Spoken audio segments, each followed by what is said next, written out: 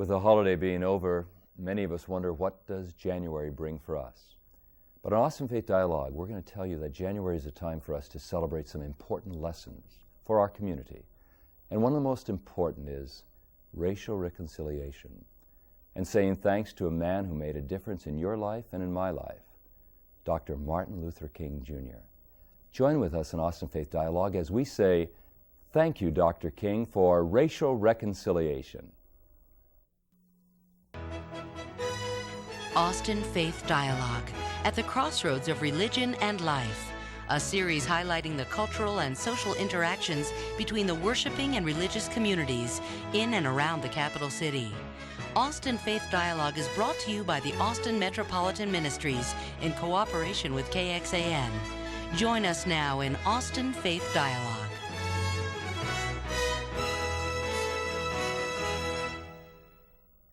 Welcome back to Austin Faith Dialogue. I'm Carl Gronberg, host for the program. In the January month, for the last few years, members of the community of faith where I belong, we have been walking, remembering Dr. King. It's been one of the highlights of the year for me personally, and I want to invite you to be a part of what they do. And I have some people who are going to talk about that event. Robin Emerson, welcome. Glad to have you here, Robin. And you're going to talk to us about the Austin Area Heritage Council. Yes. And Father Isidore, my Christian friend. Thank you, Father. I'm so grateful for you and grateful that you would join Robin and with me on Austin Faith Dialogue. My pleasure. Thank you. Thanks. Robin, listen to these words. I still have a dream, is a dream deeply rooted in the American dream. I have a dream that one day this nation will rise up and live out the true meaning of its creed. We hold these truths to be self-evident, that all people, Robin, that includes you, you know. Dr. King was a man of his time, and he said that all men are created equal, as he was quoting, but it means all people are created equal. Robin, you're with the Austin Area Heritage Council. Tell us a little bit about that group. Yes, the Austin Area Heritage Council is a nonprofit organization here in Austin, founded by Donnell Creech, who 8 years ago was a student at University of Texas and was putting on this march at the campus of the university, and saw a need then to form something formally called the Austin Area Heritage Council. And from that he formed this organization, and it has grown, and the seed was just planted then, and it has just been grown and watered by the community, and thus forth has just grown, and we're just excited to where it is right now. That's one of the things that I'd like to share with the Austin Faith Dialogue audience, is that whole idea of growing in justice and growing in equality. The Austin Area Heritage Council really then has taken upon themselves this walk, this Martin Luther King Jr. Day walk, and having been a participant in that for the past few years, I've always been impressed by the energy, Robin, the enthusiasm. We've had people out there like Donna Dukes, and we've had people out there like Lloyd Doggett, and you know, we've had praying, and matter of fact, they even have us exercise. You should see me. I'm out there exercising, and I think we even have some public officials that sometimes exercise out there with us. Margot Frazier, the sheriff, she's been out there before. Tell us a little bit about the walk, and then I want to expand that for our viewing audience to talk about the council and what it does. Right, most definitely. This year we have an exciting lineup for our march. And again, Austin, the Area Heritage Council has planned, its goal has always been to try to be one of the largest celebrations in the country, and we are well on to that. There are several celebrations across the nation recognizing the wonderfulness of this man, Dr. King. And so we're just glad that here in Austin we can bring that here to the people here and make this a wonderful celebration. And you're correct, Carl, that you come to Huston-Tillotson campus and you hear the drums, and we'll have the drums playing again, and that'll welcome you to know the sound of something is beginning this morning, and so we'll have that again. We'll also have the persons on stage leading us in a warm-up to limber us up, kind of, to get us ready for this 3-mile walk. On the campus of HT, That's right, Huston-Tillotson. exactly. It will begin at the campus of Huston-Tillotson. And so again, we'll have someone to limber us up and people to say some words to encourage us and remind us why we are there on that day. On that day, we will be gathering to celebrate the wonderfulness of this, one of the world's most recognized persons, Dr. King. And it's such an awesome thing to come together. Why do you think, Father Isidore, maybe you can jump into this and talk with us also. Why do you think it's important for this community? Father Isidore, you and I belong to a group called Austin Area Clergy for Racial Reconciliation. why is it important that we as people of faith, Robin's already told me she's a person of faith, belongs to one of our fine congregations in the community, why do we need to do something like this? To remember Dr. King for sure, Yes, but I also do. today, Yes, why I do we do. need to do this? The reason we need to do this is because we are very fortunate to know and to have in our history a man like Dr. Martin Luther King and what he stood for. He was a man who had a big dream and a big vision. But his big dream and vision are matters that are very challenging to every human being. We speak about racial divides and racial conflicts here, but really that's an issue that disturbs people all over the world. So up to this day, Dr. King's dream is a challenge to us. His view and his vision is a challenge to us because we are far from the dream that he had. We are far from realizing that dream. There is a lot of fear surrounding the talk about racial reconciliation.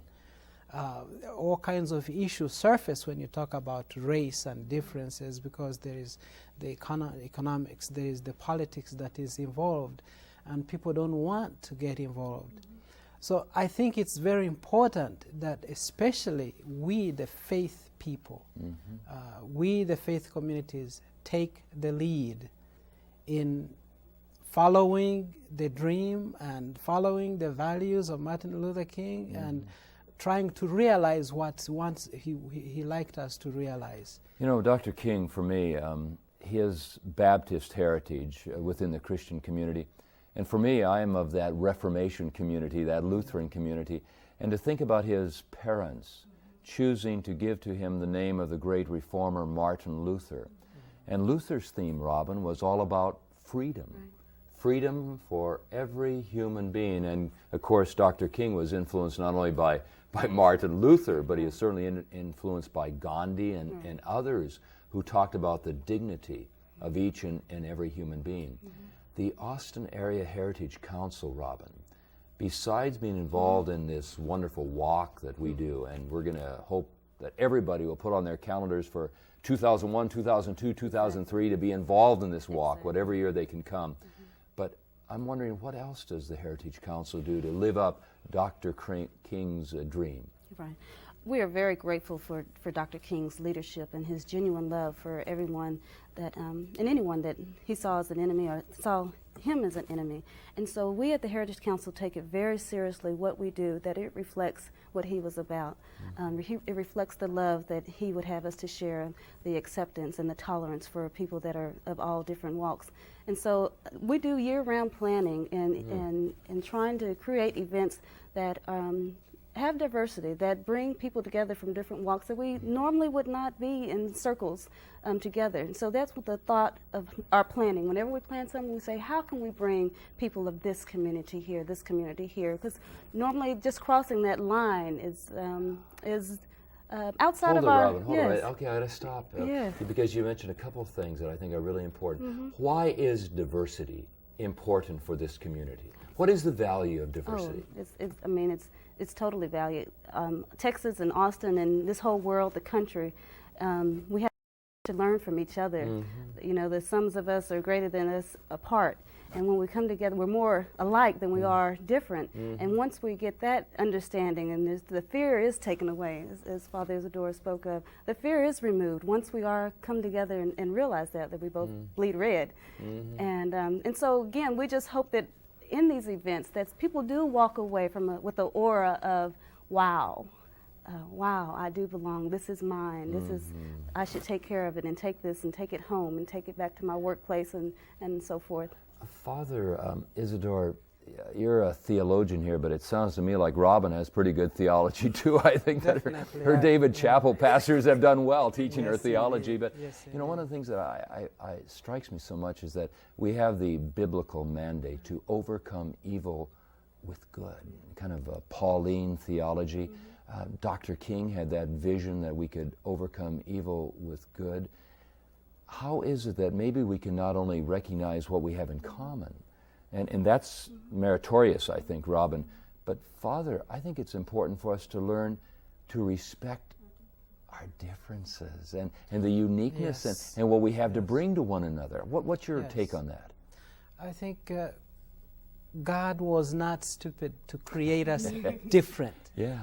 And the fact that we are different is to be celebrated. Mm-hmm. You know, Carl, as I sit here with you and I listen to your beautiful Swedish accent, Thank you. I love that. It makes me want to visit you and spend more time with you. Thanks, Father. I see your different skin from mine. That's something beautiful about you. And when I spend more time with you and get to know you more from the depth of your soul, I'm sure that there's a lot that I can learn from you that would enrich me as a human being. I sit here with this beautiful young lady, Robin, and you know, her history, her hair, you know, what she represents here is something different from what I represent. Yes. And when we sit together and share who we are, we ought to be able to celebrate those differences. And It would be extremely boring if everybody around me, if everybody around me was just like me. Yeah. Or if everybody around here was, you know, of the Heaven Swedish forbid if background. they're all Swedes. That would be terrible. We would really I be think boring. that- But you know, we yeah. do have something called a smorgasbord. Yeah. And that smorgasbord has all kinds of food. Robin, when you hear Father talk that way, what comes to you? What jumps out at you? Oh, if I can read this quote of Dr. Yeah, King, please. I think it sums it up. It says, an individual has not started living until he can arise above the narrow confines of his individualistic concerns to the broader concerns of the community. And I think that is something that we try to capitalize in the March and in that the Heritage Council puts on. It's getting people to look outside of their concerns, to their neighbors, to the people in the community that have a passion-filled life and realize that it's not God sent us here to take care of each other. And I just pray that that's something that we walk away with, everyone. You know, John the Baptizer said, I baptize you with water, but the one who comes will baptize you with fire. Right. And you know, that fire, shut up that in fire your for wings. the community, I think, Robin, is what you're saying. And Father, we're going to talk a little bit about what your community of faith is doing, also in working with the Heritage Council, what your community of faith is doing for the sake of the community. And we invite you to continue to be with us as we share this exciting time in January about Thank You, Dr. King, for racial reconciliation and for vision. Please stay with us on Austin Faith Dialogue.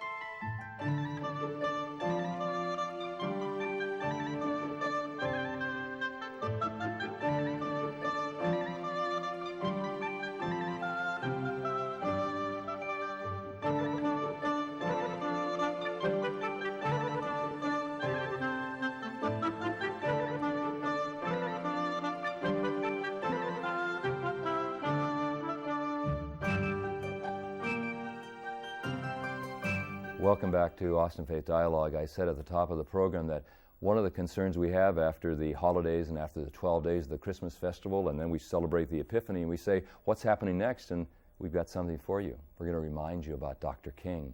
We're going to remind you in the Austin Faith Dialogue audience about racial reconciliation. And Robin Emerson, you've been talking to us about the Austin Area Heritage Council, and we thank you for that. And you talked in the first part of the program about community. Dr. King, quoting Dr. King, moving out of individual concerns and saying, I'm going to live for the community. And Father Isidore, that's a lot what you do. You have a community of faith.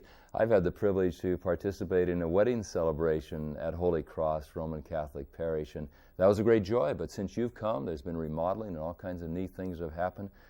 And you all are planning to do something, Father, about racial reconciliation. And Dr. King, he's saying, right on, Father. So tell us, if you would, about racial reconciliation. We have a very vibrant community at Holy Cross Church, and we are very privileged that the timing is just perfect. It couldn't be better for us as a community to sponsor a speech and a revival on racial reconciliation. Now, isn't that interesting that Roman Catholics, and I've got this right here, revival, racial healing and reconciliation, we're going to put this up later on the screen, but let me just read it to you. Racial healing and reconciliation for the 21st century, January 18th to the 21st, the year 2001, revival. Roman Catholics talk. Now, I would think David Chappell would have revival, but Roman Catholics and Lutherans, you know, talking about revival. Tell us about this revival. All of us need revival.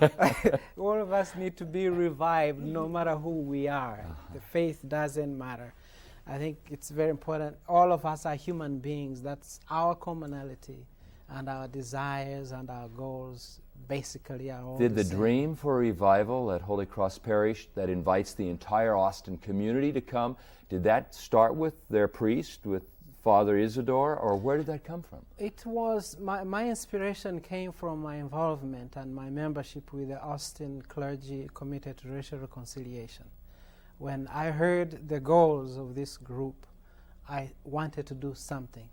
So together with our community of Holy Cross, we talked about it in our pastoral parish council, and we thought that we would do something about it. Many clergy who were gathered together last night said it's about time we stopped talking and doing things. And so we decided that we would invite someone who would address this issue. And so I was privileged to meet a wonderful international speaker, an expert on racial reconciliation. Father Warren Savage is a priest from Massachusetts. He has spoken and speaks about this topic. He's from Massachusetts, Father? He's from Massachusetts. Where in Massachusetts, you know? I remember, I forget the small town where he's from. Okay. But he's a world traveler. Wow. So I happened to be at a conference in Pittsburgh in April of this last year, and he was speaking about racial reconciliation. After his speech, I approached him and invited him to come over to Austin. To come to Austin, Texas. And I was privileged, we were so privileged that he admitted to come. So he's coming to be with us for 4 days. I'm inviting the whole of Austin to come and listen to this dynamic speaker. What do you think he's going to say? Now, before you answer that, though, let me ask you another question, all right? You grew up where, Father? I grew up in Uganda. I was educated in Uganda. Tell us about Uganda. Where is that located? Uganda is viewing audience. Where is that? Uganda is a small country located on the west of Kenya. I think most people tend to know Kenya. In East Africa. In East Africa. Tropical country, about the size of Oregon. And you grew up there? I grew up there. I was educated there. I went to the seminary there. But I also got degrees from affiliation with the university in Rome. I was ordained a priest there. And after I was ordained, I came to study at St. Edward's University for further degrees. Then after that, I started working in the Diocese of Austin. Just couldn't leave. Once you come to Austin, you just can't get away.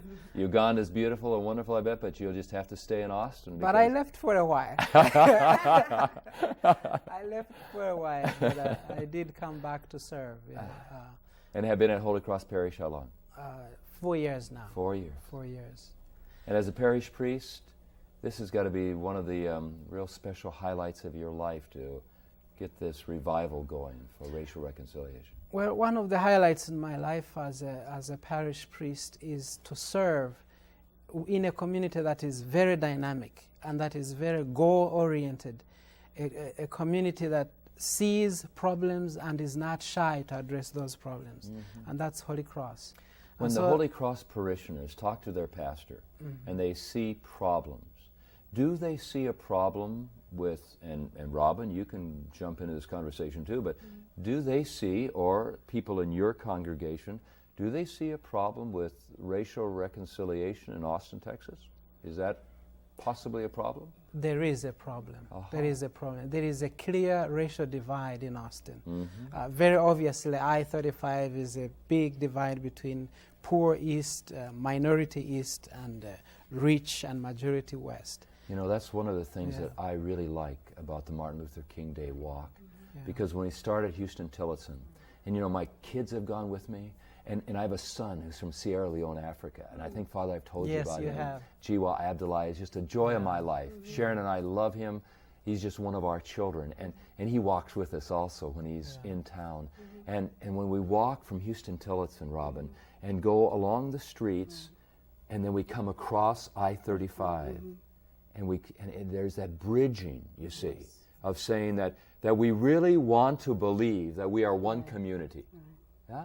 Is that part of the goal of the Heritage Council? Yes, most definitely the goal. And this year the route tries to take the persons that are attending through the community. We'll be coming up Chicon and back down Martin Luther King to come down the street named after him, and then crossing over 85, which is a barrier that the community. It's a strong symbol, isn't it? It's a strong symbol. A strong symbol. But you were saying racial reconciliation. Our pastor has really tried to work with that, encouraging our church to have services with churches in other communities. And it was well received in our church and in their community. They enjoy coming to our church with a little gospel and so forth. And That's right. and we enjoy going to their church and hearing some good preaching and good teaching. And so that's what it takes, is just doing what's out of your comfort zone, and that's what it takes. And I think that's what you're inviting the community to experience at the Revival, Father. January 18th, is that when it begins? January 18th and 19th at 7 p.m. at Holy Cross. On January the 20th will be a Saturday beginning at 9 in the morning till 4 p.m. There will be talks and workshops where everybody can get involved. And then on Sunday the 21st, Father will conclude with one grand celebration of the liturgy. So we are inviting everybody to come. You know, one of the gifts that Dr. King gave to us was this gift of pulling together people of faith from an ecumenical perspective, an interfaith, that he would draw upon people of goodwill no matter what their faith might be. And we mentioned Gandhi, who was certainly not a Christian, but Gandhi was a person of faith who held up for his people the right of freedom. And Dr. King would draw upon the Jewish community of faith, and he'd draw upon the denominations of Christendom, and all of them. And you know, in January, we not only have on January 15th, Dr. King's Day this year, but we also have Week of Prayer for Christian Unity. And so we can say to Dr. King, not only Dr. King, thank you for racial reconciliation, but thank you also for inviting. See, I'm old enough to remember the 60s, Robin, okay? That's a secret between you and me and Father Isidore. I was back in those days, and let me tell you, I was in seminary, and those were exciting and strange and confusing and wondrous days. And there was Dr. King, this man of faith, calling us to love one another. I was privileged this April last year to visit his museum and where he's buried in Atlanta. I felt like I was walking on holy ground. Yes, you were. And I'm so privileged that this month really is like Unity Month. It is. The whole month is like a revival month with all the things that are going on. Get that word revival in there, Father. That's good. I must. That's good, yeah. So Father Savage is basically coming to address and inviting all people of goodwill, first of all, to admit that there is a problem. Yeah. That is the beginning of a solution. There are many people who will, even today, deny that there is the problem. The people of goodwill who have eyes and the heart to see will admit that there is a racial problem in the city of Austin, shamefully. Yes. And so he will invite people to admit the problem, talk about it, and establish means and ways of finding solutions to a problem. Father, when you talk about admitting the racial problems, and this is not something that's been invented. This has been passed down through the decades and generation, that we are experiencing that which has gone before us. But when you talk about admitting that, we have a liturgical word for that, and it's called confession. Is that right, Father? Yes, indeed. Why, and again I call upon you as a theologian and as a parish pastor, why is confession important for the soul of a person? Confession is very important for the person because it establishes healing from the inside. it establishes that healing. what it means to And be then young. when you go forward and confess it, you are owning it not only with, to yourself, but you are owning it to somebody else. That's why it's extremely important to first. Healing must begin from the inside. Confession must begin from the inside. Yeah, there's a And song. unless it begins from the inside, is only on the lips. That's right. It can be superficial and actually hypocritical. One of the speakers at our Yes. taping last night was saying that it has to begin with me. And that Yes, song, amen. "Let There Be Peace on Earth," and let it begin let it with begin me. with me, yes. And I think it starts right there.